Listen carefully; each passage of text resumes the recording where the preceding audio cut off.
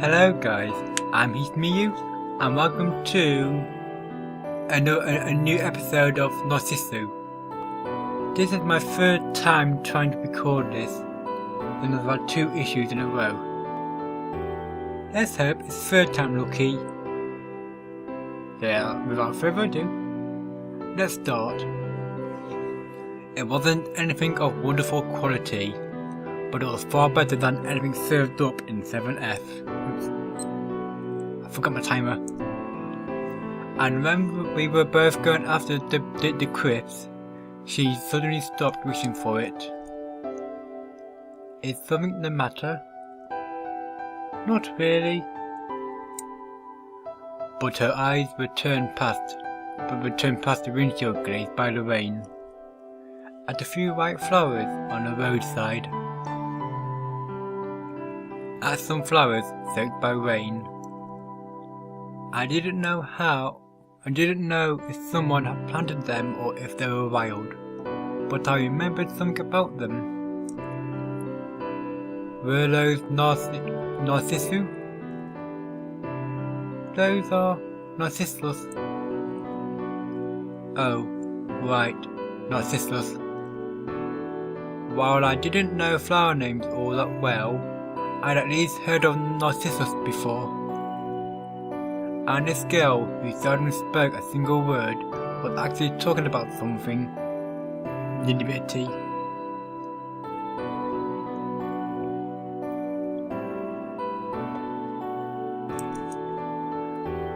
And so I followed along.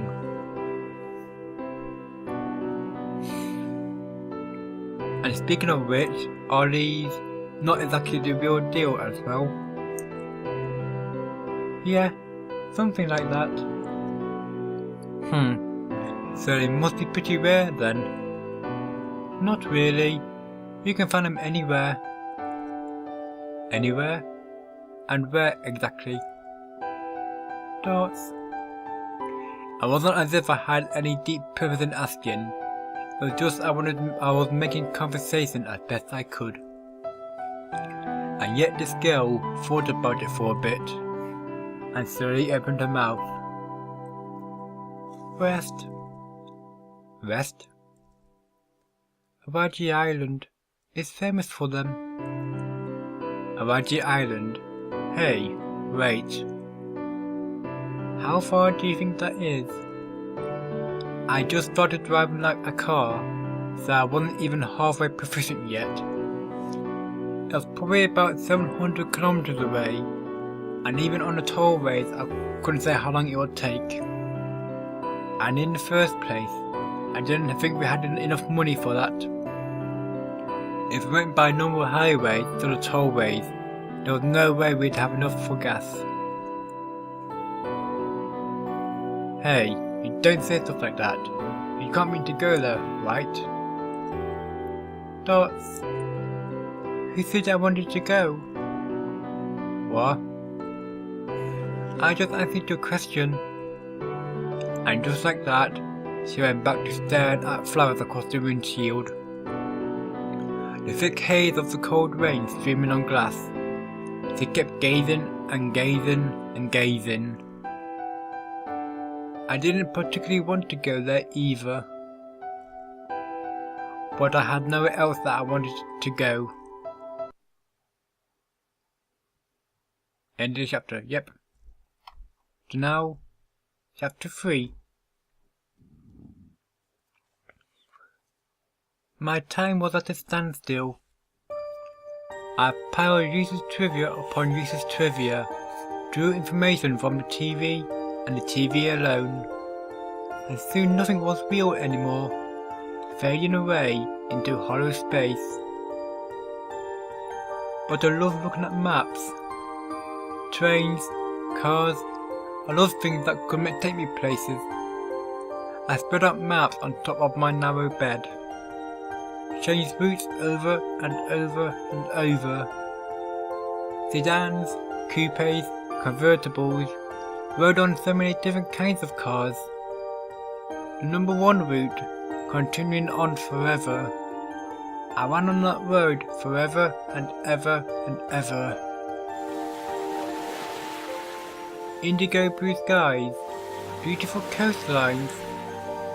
I ran until I came at last to this place sketched in my dreams, slowly tracing it past the arc of a cape, running on the white sand of a beach, the sun to my back. If I but closed my eyes, I could go anywhere, toward landscapes I had never seen with my own eyes, longing for the soil upon which I could never hope to tread. My usual stockpile of trivia was the only thing that increased. All emptiness, all colours of yearning. Have another drink.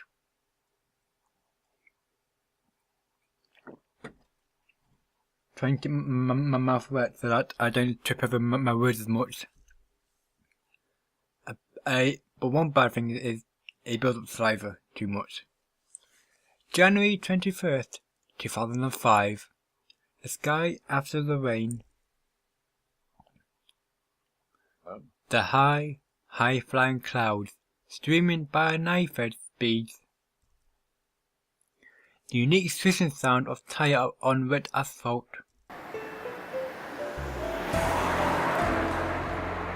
I think it's still a girl. I'm going to a guy. I can't remember.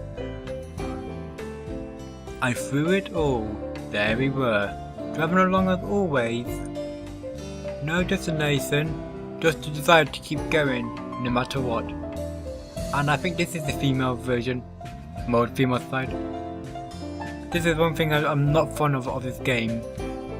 You can't tell if it's a girl or guy speaking.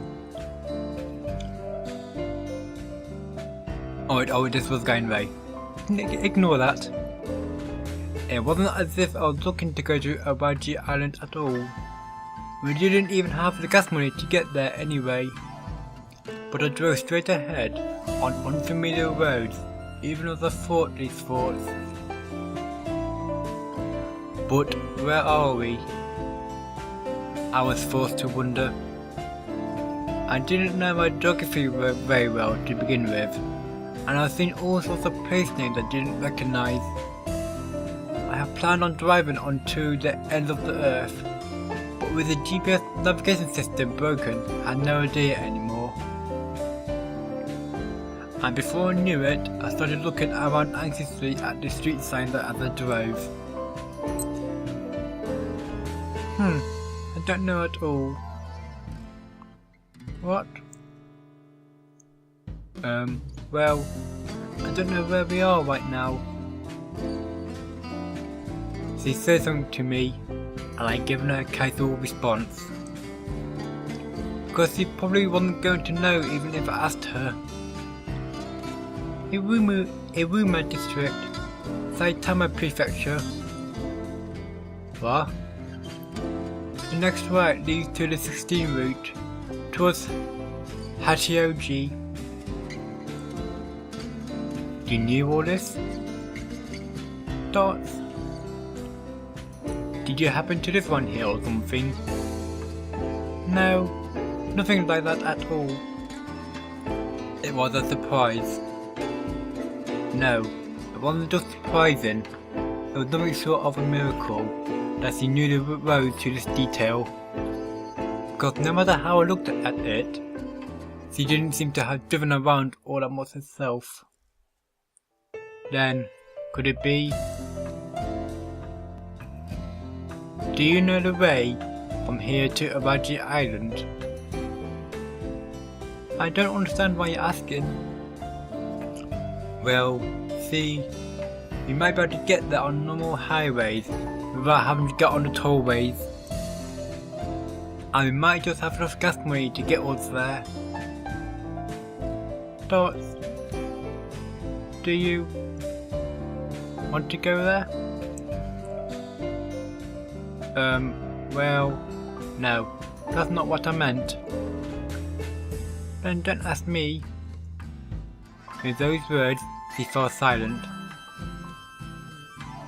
And she turned to face the window, where there was fussy a demeanour as ever. But she wasn't looking at the passing scenery. It felt like she was staring at something in the unreachable distance. her, then don't ask me. Just what the hell was that supposed to mean? How would she have replied if I had told her I was planning on going? We simply continued on. No purpose, no aim. It wasn't as if I had a plan or schedule from the get-go. We just didn't want to die on 7F or at our oh so fake homes. But I, and maybe I alone, must have wanted something to show us the way, no matter what that way might be.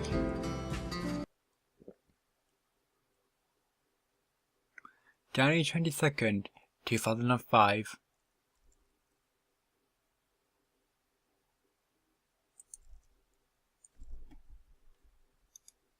There you go. Swish, swish. It's cold. So it is. I've the sim got the right way round. Some beach's name whose name I did not know. We'd reached the sea before we known it. I'd been planning on heading west, but somehow it looked like we had ended up going south. Whoosh! A pitch black sky and a cold windy waterfront. We both got out of the car and stared at the darkened sea. She stood apart from me as usual and stared into the distance, where the black sky and ocean melted into the horizon's edge. And after seemingly taking in the view of the ocean for a while, she slowly started walking towards the beach. Hey, what do you think will happen? Now I've got no idea what you're talking about. Dots, do you think I'd be able to die at peace if I just walked into the sea? Those were her words. As she slowly walked into the sands, her back turned to me. The third time was the end. There was no fourth time. The choice was between dying on 7F and dying at home. Apparently no one had escaped this choice. Those were the words that she herself had spoken to me. And yet on a second time around, she told me that she didn't want to die on 7F or at home. This was after she'd explained the rules to me, after her duty to me was already over. That's why I felt like this was what she meant. I don't know, I've never drowned before. Then, if I walked into the sea right now, would you stop me? She turned her head to look at me as she said this, with the moon rising in the dark heavens as a backdrop, and her gaze, which had always been so far away, was directed straight at me. I don't know, I'd have to see when the time came. I guess so. She then turned her back to me and slowly started walking towards the sea once more. Hey, tell me, what is it? I'll move around. Do you want to be stopped? Dots? I need to sneeze.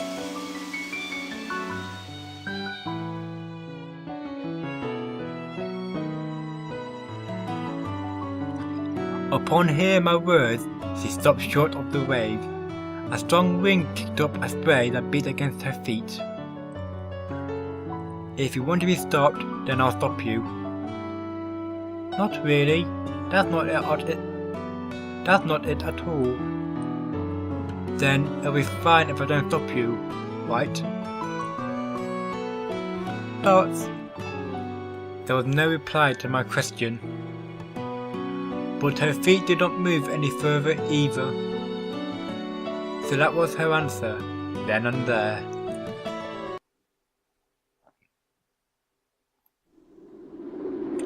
The high heavens of winter. Blue and clear, almost to the point of morning, Strong north winds beating against the electric wires overhead. The silver coupe reflecting that blue sky on its shining frame. With me at this wheel and with her in the passenger seat as per usual. I didn't know where this was, but the real problem was that we were going to run out of gas soon. We didn't have that much money to begin with, and after various convenience store purchases we had even less. Only about 7,000 yen left. Of course, I had no idea how many litres this car took, but we probably had enough money to fill the tank once. We still didn't really have a destination or anything, but if we didn't fill up we could not go anywhere anymore. I'm going to fill up on gas. I see. And with that I turned the steering wheel and drove into a gas station that was coming into view. Welcome. Will you be paying by credit or cash? Cash please. Regular or premium? Regular, premium? I had no idea. But then again, I had no idea about anything in this car. And on top of that, it had been a long time since those driver's license classes. Which one would you like? Well, there I was at the loss for words, and there stood the gas station attendant, waiting for me. And then just as I was about to answer at random because I didn't care which one of the two it was, she spoke from the passenger seat. Regular please. Huh? Oh, okay. Regular then. Okay then. Regular, full tank, paying with cash? Yeah, that'll be all.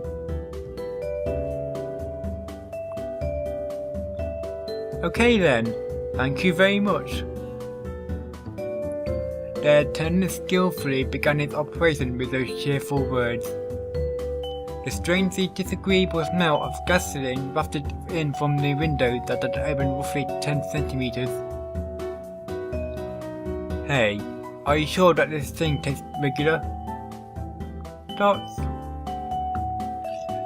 She said nothing at all to this and just pointed at the prices list. Oh, that was it. It was cheaper this way. Smart idea.